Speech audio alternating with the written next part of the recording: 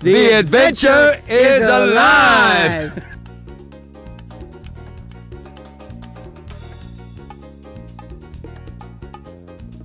Welcome to Born to be Wild, Montana. I'm your host, Geno. Turbo's back there behind the camera. I'm here with the Knoff brothers, twins and big-time adventurers. Once again, we bring you a show dedicated to adventure, wildlife, fun, excitement, people, everything that makes Montana one of the best places to live in the world. And speaking of fun and people and adventure, I got two guys right here. They do that all the time. Mountain climbers, ice climbers, avalanche rescue people. They're 35 years old, and you guys started in Minnesota, right? We did. And you started, I understand your mom bought you a one-day climbing lesson. One-day climbing lesson. You know, we used to go up to this cliff area and jump off the cliffs into the river. And we saw these people rock climbing, and we just decided that might be a good thing. Instead of jumping off of them, we can climb up them. And it was all downhill from there, so to speak. And you got the fever, right? The fever was instant. Now this is Adam over here, and this is Eric. And I understand you're K1 and he's K2 because you're the older one, right? That's correct. Yep, Adam's been trying to catch up his whole life. Now you're both climbers. Yep. You both ice climbed, and you've been doing it for how long? Ice climbing, rock climbing, mountaineering for about 20 years. All right. Yeah, and we've been, you know, Montana's such an amazing place to live. It has everything you could imagine. Incredible ice, great rock, and that's why we live here. Now you work for the Gallatin National Forest Avalanche Rescue Team, or?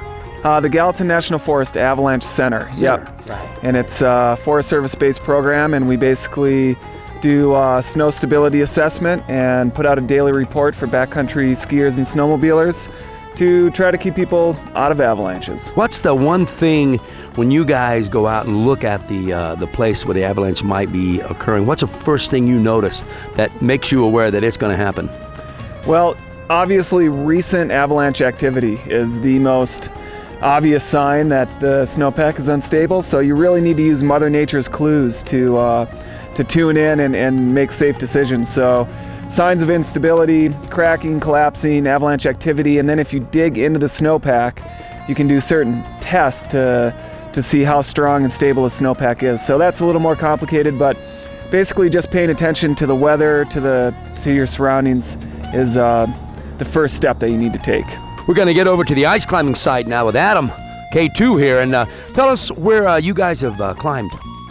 Where have we climbed? Well, where haven't you climbed? Where haven't we climbed? No, I mean, Eric and I have climbed rocks and ice and mountains from Canada to Central America, all the way down to Patagonia in South America, Asia, Europe, just traveling wherever there's big climbs to be had. And we do it in both a work capacity, so mountain guiding, taking folks climbing, and in a personal capacity.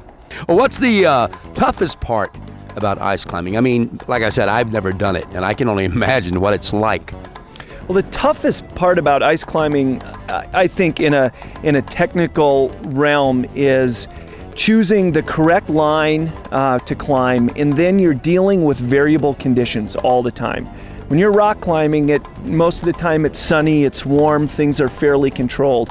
When you're ice climbing, you never know what the actual ice is going to be like. Is it going to break? Is it going to fall apart? Is it going to be good ice? Is it going to be bad ice? Am I going to be able to take my ice screws and effectively screw them into the ice and have them safe to protect me from a fall? Are my hands going to freeze solid while I'm up there and I just want to let go of my ice tools? And basically, am I just going to push the panic button and, you know, have a wobbler, as we call it? A wobbler. I did rock climbing one time. The only time I've ever done it was in Skagway, Alaska. And of course, I was on a pulley. I mean, if I slipped, they had me. But you guys, you don't use any, I mean, it's like you said, ice bikes, and you're on your own up there, right? We're on our own. We use partners. Certainly, Eric and I climb together a lot as partners. But when you were climbing, you were on what's called a top rope. So as you climbed up, they pulled the slack in.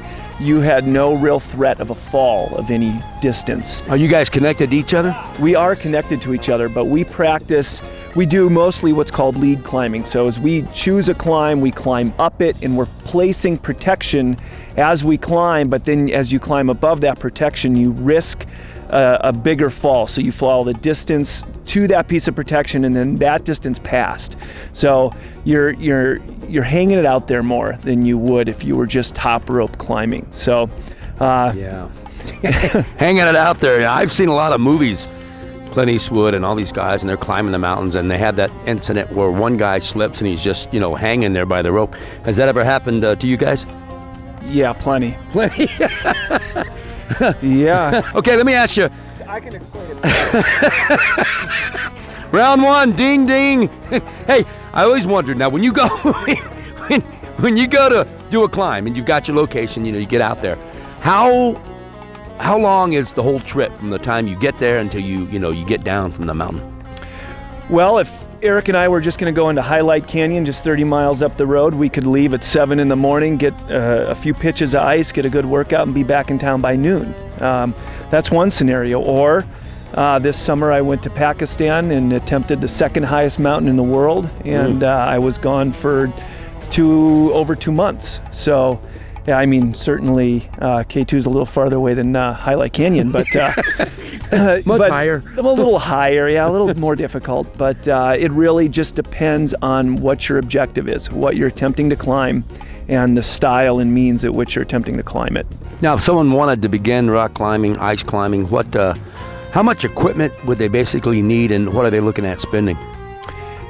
You can do it relatively cheap. If you're looking to get into it, you know, buy a pair of climbing shoes for $100, a harness for $75, and go to the climbing gym and get versed in belaying and communication with your partner, get your skills dialed, and then really the door is open. We were fighting in the womb. Oh yeah. Essentially. Eric, even though he's the older one, he's really been kicking my ass since the womb. And so we've had this sort of adventurous spirit and this drives, you know, for our entire lives. So women that we've been involved with know that it's, you know, it's the fabric we're cut from. Do they climb or? They do climb. My wife climbs, yep. And she was a guide. She guided Mount McKinley with me once. Oh, nice. She guided on Mount Rainier. And she knows that, you know, these big trips, these climbing adventures really define who we are. And to try and squelch that wouldn't be, it doesn't equate to happiness for everybody. They're like, you know, you put the dog in the kennel for a couple weeks and, you know, he's not happy, so. You have brothers and sisters, or are you the only two? We are the only two. All that womb fighting wore mom out. She said, that's it, man. Okay, I really want to appreciate you guys for coming out here and giving us the story and the details and all the information about ice climbing and rescue. And before we go, we got to do a big Born to be Wild Montana. Are you ready? 3, 2, 1. Born to be Wild Montana! Keep climbing. Woo! Thanks, guys. That was great. Oh, man. Okay.